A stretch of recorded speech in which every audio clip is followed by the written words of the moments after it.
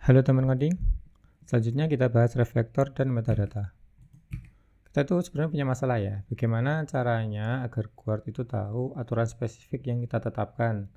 Jadi misalnya gini, kita tuh sudah membuat sebuah roles Guard untuk membatasi akses router hanya boleh diakses oleh admin ya. Sebelumnya itu kita sudah pernah membuat admin controller yang hanya boleh diakses oleh user yang memiliki headers X role sama dengan admin. Misalnya sekarang kita ingin membuat role squad itu lebih dinamis ya, di mana kita bisa menetapkan agar role squad itu bisa membatasi akses berdasarkan peran pengguna tertentu atau roles tertentu. Misalnya ada root yang hanya boleh diakses oleh super admin, boleh diakses oleh admin, atau hanya boleh diakses oleh super admin dan admin dan sebagainya. Jadi case-nya kayak gini ya, bagaimana caranya agar role squad itu tahu bahwa misal ada metode get super admin yang hanya boleh diakses oleh super admin, get admin yang hanya boleh diakses oleh super admin dan admin, atau get profile yang boleh diakses oleh semuanya. Karena tidak mungkin ya kita menuliskan logika ini secara hardcore di dalam Guard karena akan tidak efisien dan tidak scalable. Jadi solusinya bagaimana? Solusinya kita bisa menggunakan metadata dan reflektor. Di Nest.js itu ada dekorator set metadata ya, yang menerima parameter string key dan value-nya. Itu merupakan sebuah dekorator untuk menempelkan atau menambahkan data tambahan atau metadata ke sebuah controller atau ke route handler ya. Ibaratnya kayak kita memberi label pada sebuah metode atau pada sebuah kelas controller. Kemudian kita bisa membaca data tersebut menggunakan reflektor, yaitu sebuah helper class yang disediakan Nest.js untuk membaca kembali metadata yang sudah kita tempelkan tadi. Jadi misal di Guard atau di Interceptor atau di tempat lain kita membutuhkan untuk membaca metadata yang kita tetapkan di controllernya atau di route handlernya, kita bisa menggunakan kelas reflektor ini. Jadi alur kerjanya seperti itu ya. Di controller kita menempelkan metadata role yang dibutuhkan pada sebuah route handler. Misalnya kita menambahkan dekorator set metadata yang key-nya roles, kemudian value-nya array dari role-nya. Misal kita tetapkan admin. Kemudian di Guard kita injekkan reflektor ke konstruktornya ya, melewati konstruktor. Jadi sekarang kita memiliki properti reflektor yang merupakan objek reflektor. Kemudian di metode canActivate-nya kita bisa memanggil reflektor.get untuk membaca metadata dari handlernya. Kemudian setelah kita dapatkan data roles ini dari metadata, misal kita bisa gunakan untuk membandingkan dengan role user saat ini, apakah diizinkan atau tidak. Sekarang kita akan praktek membuat dekorator roles ya. Jadi sebenarnya kita bisa menerapkan langsung set metadata ke handlernya atau ke kelas controllernya. Tapi agar lebih mudah dibaca, kita bisa membungkus set metadata ini ke dalam dekorator custom ya. Misal kita akan membuat dekorator roles yang di dalamnya melakukan set metadata. Seperti ini ya, roles. Atau kita bisa juga membuat dekorator dengan menggunakan create dekorator static method ya. Static method dari reflektor create dekorator. Tapi kita akan menerapkan yang pertama saja. Jadi di sini kita akan membuat dekorator baru. Saya akan menggunakan Nest.cli untuk membuatnya. Jadi di sini roles. Enter, kita sudah dibuatkan. Di sini ada roles dekorator. Di sini sudah dibuatkan ya roles dekorator yang melakukan set metadata roles. Rolesnya ini kita ekstrak dulu. Kita ekstrak ke roles key seperti ini ya. Dan kita tambahkan di sini. Nah, seperti ini. Kemudian kita akan memperbarui Guard yang sudah kita buat dengan menggunakan reflektor ya. Ya, jadi kita injekkan objek reflektornya melalui konstruktor. Kemudian kita membaca datanya dengan menggunakan metode get dari properti reflektornya ya. Dari objek reflektornya yang menerima parameter roles key-nya dari metadata key-nya, yaitu roles key yang sudah kita buat tadi.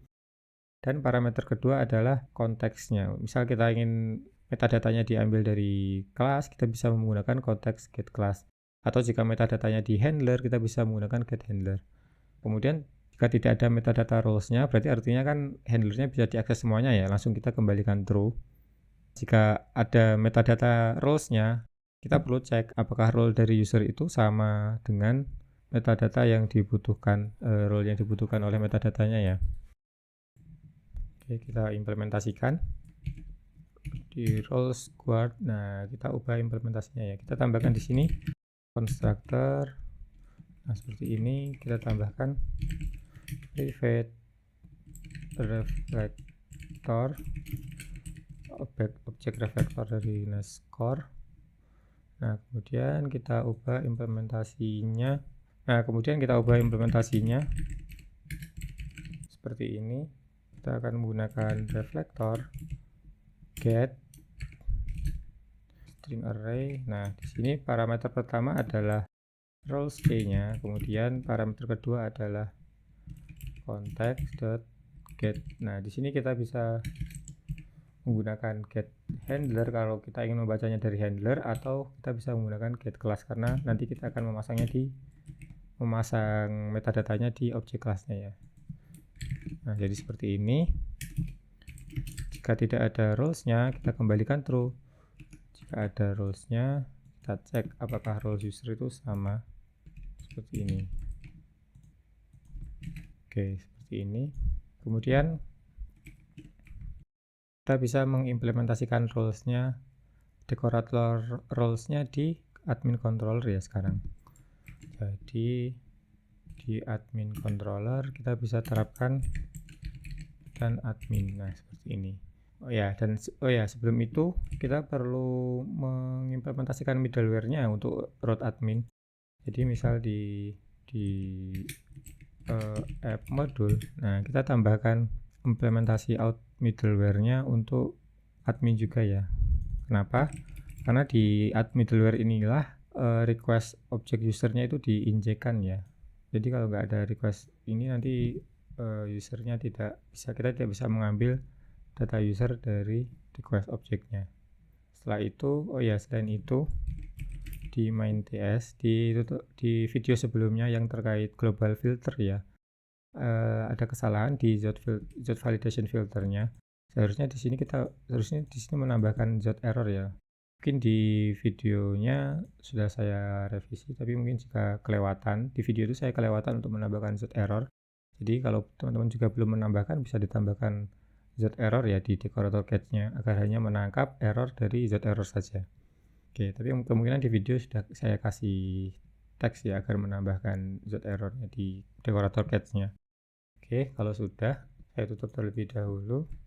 Kita panggil di request HTTP-nya. Oke. Jangan lupa jalankan aplikasinya lagi. Oke, kita jalankan send request. Nah, you are not authorized. Kenapa? Karena saya tidak memiliki X username atau X role ya. Admin ini, root admin mengimplementasikan out middleware, jadi harus memiliki keduanya.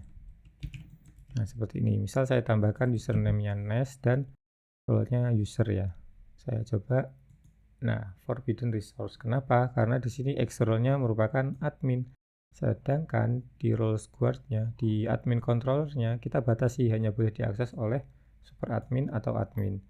Jadi misalnya kita ubah menjadi admin, kemudian kita coba send request, dia berhasil, sukses 200 ya. Atau kita ubah menjadi super admin, dia juga akan sukses 200. Roles-nya tidak ada, kan you are not authorized error ini dari out middleware, karena sekarang root admin mengimplementasikan out middleware, jadi harus ada keduanya. Jadi seperti ini ya. Bisa kita request lagi ya, berhasil, sukses 200. Jadi seperti itu ya cara penggunaan reflektor dan metadata di Nest.js.